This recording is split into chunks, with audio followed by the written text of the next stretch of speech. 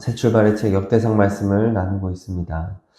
역대상 22장부터 다윗은 성전 건축을 위한 자재를 준비하고 또 사람을 준비하고 조직을 구성하고 적재적소에 배치하고 있습니다. 오늘 27장에서는 군대 조직으로 시작을 합니다. 그리고 지방행정관, 다윗의 재산관리자, 다윗의 개인 고문으로 이제 명단이 맞춰지게 됩니다. 그런데 군대를 조직하고 이렇게 지방행정관을 임명하는 이 모든 것들은 다 성전 건축에 포함되는 겁니다. 성전 건축을 준비할 때 이것이 다 다윗이 준비한 것이다. 이런 주제로 진행이 되는 겁니다. 성전의 일과 성전 밖의 일이 다 연결되어 있다는 거죠. 성전의 일만 하나님의 일이 아니라 세속적인 일도 하나님의 일이다 말하고 있습니다. 1절을 다 같이 봉독하겠습니다. 이스라엘 자손의 모든 가문의 우두머리와 천부장과 백부장과 왕을 섬기는 관원들이 그들의 숫자대로 반이 나누이니 각 반열이 24,000명씩이라 1년 동안 달마다 들어가며 나왔으니 아멘. 군 부대를 12개 부대, 사단 정도로 이제 나눈 겁니다. 그래서 한 반열, 한 부대에 이제 한 달씩 근무를 하는 거죠. 12개 부대가 한 달씩 1년을 근무하게 됩니다. 한 부대가 24,000명이고 결국 총 부대는 28만 8,000명이 됩니다. 사무엘하 20장에 보면 다윗이 인구조사를 했을 때 그 가용한 군인이 130만 명이었습니다. 그런데 지금 28만 8천 명이라는 것은 상비군을 말하는 것이고 다윗이 인구조사한 130만 명은 전쟁이 가능한 이제 예비군을 포함한 모든 성인 남성의 숫자가 130만이었던 것이고 상비군은 28만 8천 명이었던 거죠. 자, 이 숫자는 고대 이스라엘 병력으로는 매우 많은 숫자입니다. 지금도 이스라엘의 현역 병력은 17만 명이라고 합니다. 그러니까 28만 8천 명은 굉장히 많은 숫자죠. 우리나라도 이스라엘의 4, 5배 땅을 가지고 있는데 45만 명입니다. 그런 거를 봤을 때 28만 8천 명은 굉장히 강한 군대를 가지고 있었다는 것을 알 수 있는데 문제는 이것을 12개로 쪼갰다는 거죠. 그러면 한 번에 고작 2만 4천 명이 나라를 지키는 거예요. 얼마나 터무니없이 적은 숫자입니까? 제사장이나 성전 봉사자들은 24반열로 나뉘어서 해도 충분히 일을 감당할 수 있습니다. 그것이 효율적이죠. 하지만 군 병력을 이렇게 축소해 놓으면 전시 상황에 즉각적인 대응이 될까? 이런 의심이 생기게 되는 겁니다. 왜 이렇게 했을까요? 이것은 다윗이 한번 크게 실패했기 때문입니다. 24절을 읽겠습니다. 24절 스루야의 아들 요압이 조사하기를 시작하고 끝내지도 못해서 그 일로 말미암아 진노가 이스라엘에게 임한지라 그 수요를 다윗 왕의 역대지략에 기록하지 아니하였더라. 아멘. 다윗이 역대상 21장에서 영토 확장의 야욕을 가지고 인구조사를 했었거든요. 그때 하나님의 징계가 내려져서 이제 전염병을 선택을 했고 7만 명이나 죽임을 당하게 됐습니다. 이것이 다윗에게 엄청난 충격이 된 거죠. 내가 그동안 이렇게 나의 노력과 애씀으로 나의 공로로 여기까지 왔고 계속해서 제국을 확장해 나가려고 했던, 제국을 이루려고 했던 야망을 품었구나. 하나님 앞에 회개하고 그래서 영토 확장을 접고 성전 건축에 올인해 온 것입니다. 그렇다고 한다면 그 마음이 이 군대 조직에도 다 반영이 되어만 했던 거죠. 그런 마음을 품었는데 다시 이 군대를 더 확장시킨다든지 더 하면 다윗이 자기 마음을 믿을 수 없었던 겁니다. 하나님이 이스라엘을 지키신다.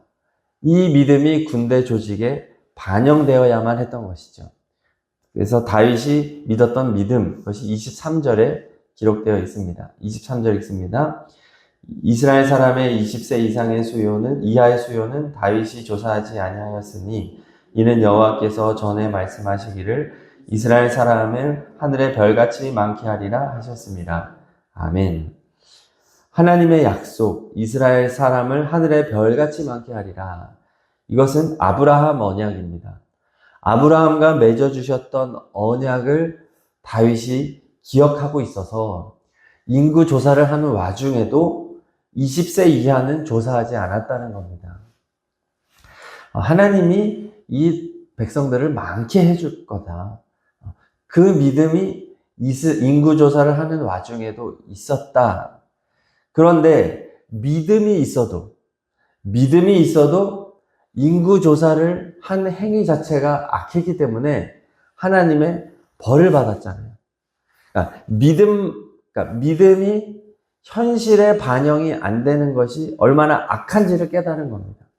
아무리 믿음이 있다고 말을 하면 뭐합니까? 그 믿음이 나의 삶에 적용이 안 되면 그건 불신앙이라는 거예요. 하나님은 그런 신앙을 인정하지 않고 엄청난 벌을 내리셨잖아요. 그렇다고 한다면 다윗이 이제 회개하고 돌이켰고 이제 성전을 위한 준비들을 했다면 군대 조직에 있어서도 이 믿음이 반영되어야만 했던 것이죠. 그래서 다윗이 선택한 것이 12개의 사단으로 나뉘어서 최소한의 최소한으로만 둔 겁니다. 네. 하나님이 지키신다. 하나님이 왕이시다. 하나님이 모든 것을 하신다. 하나님이 우리 이스라엘 군대의 대장이다. 이 믿음을 조직에 반영한 거죠. 그렇습니다. 우리도 마찬가지입니다. 교회와 가정과 일터에서 내게 믿음이 있는가 한다면 그 믿음은 그저 내 안에 머무는 것에서 끝난다면 아무 효력이 없다는 겁니다. 그 믿음이 나의 삶에 어떻게 적용되었는지를 평가해야 된다는 거죠. 내 믿음이 삶에 어떻게 반영이 되었느냐, 그걸로 말해야 된다는 겁니다. 믿음이 있다고 하는데 전혀 믿음 없이 살아간다면 그건 자기 기만인 거예요. 속이는 거죠. 가짜인 겁니다. 그래서 우리는 이런 것들을 하나하나 점검하고 바른 원칙과 또 이런 하나님에 대한 믿음과 신앙이 가정과 일터와 교회와 삶의 영역에 반영되는 삶을 살아야 될 줄로 믿습니다. 이것을 가지고 생각을 해봐야 되는 거예요. 같이 앉아서 이야기를 나눠봐야 되는 거예요. 정말 하나님의 뜻이 반영되는 삶을 살고 있는가.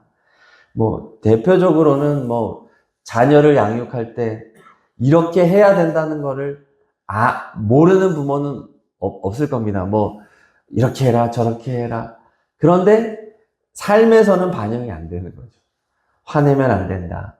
차근차근히 설명하고 자녀를 하나님의 소유임을 알고 자녀를 위해서 묵묵히 기도하고 소리 지르거나 분노하지 말고 이것을 알고는 있습니다. 그런데 삶 속에서 이것을 반영하는 것은 쉽지 않은 거예요. 믿음이 필요한 겁니다. 믿음. 하나님은 오늘 우리의 삶 속에서 믿음의 적용을 원하신다 말씀하는 겁니다. 교회도 마찬가지죠. 우리가 교회가 운영이 되어질 때 그 모든 과정과 방법들이 하나님이 기뻐하는 방식인가? 그 하나님의 원칙을 따르고 있는가? 그 믿음이 반영이 되고 있는가? 너무 인간적인 노력과 애씀으로 무언가를 쥐어짜서 만들어내려고 하는 게 아닌가? 그건 하나님의 주권을 인정하는 것이 아니죠. 때로는 힘을 빼야 되는 겁니다. 하나님께 맡겨야 되는 거죠. 그게 어려운 겁니다. 하지만 하나님은 믿음이 적용돼야 된다라고 말해 주는 거죠. 결국 이스라엘의 상비군이라고 할지라도 12달 중에 고작 한 달만 근무하는 거예요. 그럼 나머지 11달은 생업에 종사하는 겁니다. 농사를 짓고 목축, 상업, 또 어부 이렇게 직업에 종사하며 생활을 하면 결국 이스라엘은 더 잘 살게 되는 거죠.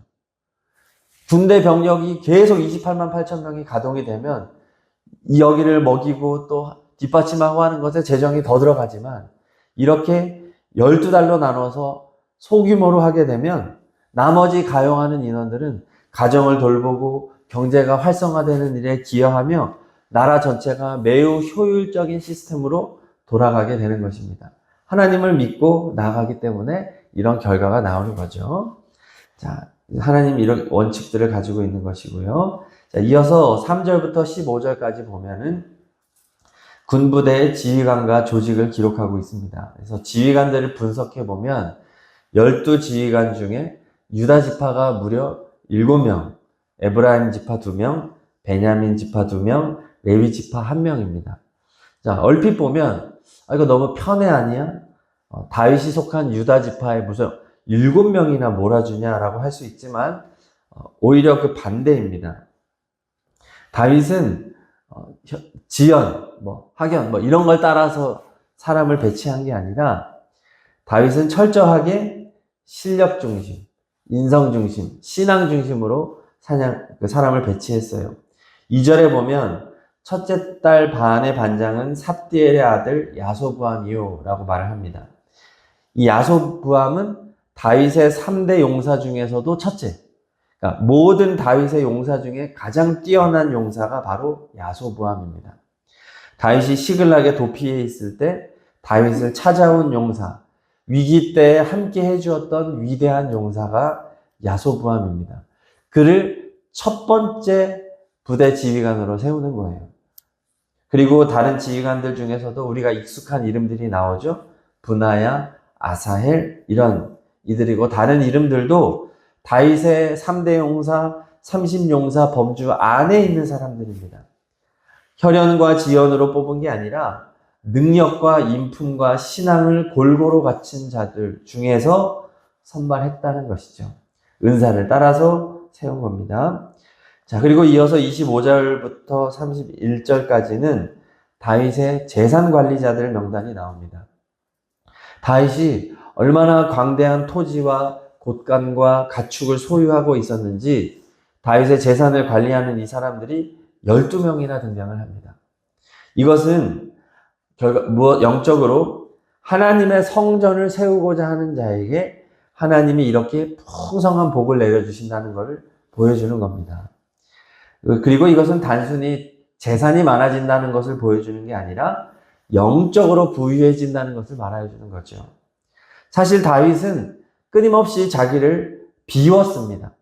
자기를 부인하고 자기를 포기하고 하나님을 왕으로 모시고 하나님을 높여드리는 열정으로 살았습니다. 그래서 성전을 위해서 자신의 재산까지도 하나님께 엄청나게 바쳤습니다. 이미 백성들에게 세금도 걷지 않았습니다.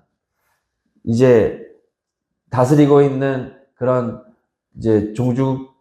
그런 나라들 통해서 받은 징수한 세금을 통해서 나라를 운영했지, 이제 백성들에게는 세금도 걷지 않고 오히려 백성들에게 베푸는 왕이었어요. 다윗은 늘 비우는 사람이었습니다. 늘 비우고 하나님의 성전을 채우고 했는데도 불구하고 오히려 다윗의 소유가 이렇게 많아졌다. 차고 넘치게 부어주셨다. 이것이 영적으로 하나님은 하나님의 성전을 채우고자 하는 자에게 이렇게 부유한 자가 되게 해주신다는 것을 보여주는 겁니다. 그리고 바로 이 모습이 우리 예수님의 모습입니다. 예수님은 어떤 분이십니까? 자기를 부인하고 하나님의 그 높고 높은 보좌를 버리고 이 땅에 낮고 낮은 인간의 형상으로 찾아오셔서 이 땅에 사실 때에도 자신의 말을 하지 않으셨습니다. 예수님의 모든 말은 다 하나님의 말씀이었습니다. 예수님의 모든 행동은 하나님의 행동이었습니다. 하나님을 드러내고 하나님을 높이는 열정으로 사셨고 예수님은 자신의 모든 것을 하나님에게 바치셨습니다. 그리고 자신의 백성들에게 아무것도 요구하지 않으십니다. 예수님은 이 땅에 오셔서 야 빨리 나를 받들어 맛있는 거 바쳐 금은보화를 나에게 바쳐 하신 적이 한 번도 없습니다. 가장 낮은 곳에서 예수님은 오히려 굶주려 고통당하는 이들을 찾아가셔서 먹을 것은 없는 자들에게는 먹여주시고 질병으로 고통당하는 자는 고쳐주시고 외로운 자에게 함께 해주시고 우리 예수님은 계속해서 비우시는 분이셨습니다. 그런데 예수님은 그렇게 계속해서 비우셨지만 결국 예수님은 모든 것을 소유하는 자가 되셨습니다. 하나님께서 모든 것을 아들에게 주셨기 때문이죠. 온 땅의 주인이시고, 그리고 우리가 훗날 가게 될 저 천국의 왕으로서 영원토록 다스리게 될 것입니다. 오늘 다윗의 모습이 바로 예수님의 모습을 보여주는 것이죠. 그래서 오늘 다윗의 재산을 돌보는 청지기들이 딱 12명인 겁니다. 12. 구약의 12지파, 신약의 12제자. 아주 굉장히 중요한 상징의 숫자죠. 제자들의 숫자. 다윗에게 12명의 청지기가 있었던 것처럼 예수님에게는 12명의 제자가 있었고, 지금도 예수님의 제자들은 예수님의 재산을 맡아 관리하고 있는 겁니다. 바로 이 땅의 교회를 말하는 것이죠. 이 땅의 교회는 지금도 예수님의 재산을 가지고 봉사하는 청지기인 줄로 믿습니다. 우리 것은 하나도 없습니다. 다 예수님의 소유입니다. 결국 우리는 어떤 청지기가 되어야 하겠습니까? 예수님을 위하여 오롯이 주님의 재산임을 알고 우리에게 맡겨진 것을 가지고 최선을 다하여 주님을 위하여 섬기고 일하는 것이죠. 그래서 오늘 말씀 32절부터 34절에 보면 다윗의 최측근이 나옵니다. 왕자들을 돌보는 사람들, 지혜자들, 모사들, 이런 이제 사람들이 나오는데, 특별히 33절 후반부에 보니까 후세는 왕의 벗이 되었고 말합니다. 왕의 친구라는 표현을 쓰고 있어요. 어떻게 이런 표현을 쓸 수 있었나 하면, 후세가 압살롬을 피해 도망갔을 때 후세가 목숨을 걸고 다윗을 섬겼거든요. 그런 위기의 때에 목숨을 걸고 다윗을 섬겼던 이러한 과거들로 인하여 왕의 벗이라고 하는 엄청난 호칭을 얻게 되는 겁니다. 최측근, 왕의 친구가 되었다. 지금도 마찬가지죠. 누가 하나님이 인정하는 사람이 되겠습니까? 목숨 걸고 예수님을 위해 살아가는 사람들이 곧 주님의 벗된 자임을 믿습니다. 주님은 우리를 너희들은 나의 친구다라고 말씀하셨지만 주님의 말씀대로 행하는 자가 주님의 친구라고 하셨죠. 목숨 걸고 주님을 따르고 주님을 변호하고 주님을 높이고 드러내고 증거하는 삶을 살아가는 자들을 하나님이 인정해 주신다는 것입니다. 바라기는 우리 오늘 하루를 살아갈 때에도 다윗처럼 늘 주님을 높이고 하나님의 성전을 위해 하나님의 백성들을 위해 살아가는 오늘 하루가 되기를 소망합니다.